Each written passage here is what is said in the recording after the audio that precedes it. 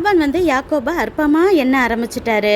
அப்போது யாக்கோபு சொன்னதெல்லாம் உண்மைதான்னு தெரிஞ்சோன்னா லாபான் சொல்கிறாரு, எல்லாருமே என் பிள்ளைங்க தானே, நான் என்ன கெடுதல் பண்ணிட போகிறேன், எல்லாமே என் மந்தை தான், அதுக்கு நான் ஒன்றும் கெடுதல் செய்ய மாட்டேன், நம்ம வேணால் உடன்படிக்கை பண்ணிக்கலாம் அப்படின்னு சொல்லிட்டு அவர் செஞ்ச தப்பை மறைக்கிறதுக்காக அப்படியே கூலாக பேசுகிறாரு. அப்புறம் அந்த இடத்துல கல்லெல்லாம் குமிச்சு போட்டு ஒரு இடத்துல உடன்படிக்கை பண்ணிக்கிறாங்க.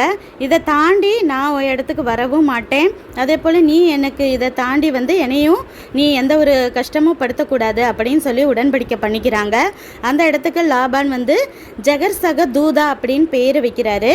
யாக்கோபு வந்து கலையேத்து அப்படின்னு பேர் வைக்கிறாரு. அப்புறம் அன்றைக்கி தூங்கி ரெஸ்ட் எடுத்துட்டு காலையில் லாபான் வந்து எல்லா பிள்ளைகளையும் கொஞ்சி ஆசீர்வதிச்சுட்டு சொல்கிறாரு மருமகன்ட்ட, நீ வேறு யாரையும் கல்யாணம் பண்ணிக்கக்கூடாது, என் பிள்ளைங்களெல்லாம் நல்லா பார்த்துக்கோ, பேர பிள்ளைங்களெல்லாம் நல்லா கவனமாக பார்த்துக்கோ அப்படின்னு சொல்லிட்டு திரும்ப ஊருக்கு போயிடுறாரு. இவங்க வந்து கானானை நோக்கி புறப்பட்டு போக ஆரம்பிக்கிறாங்க.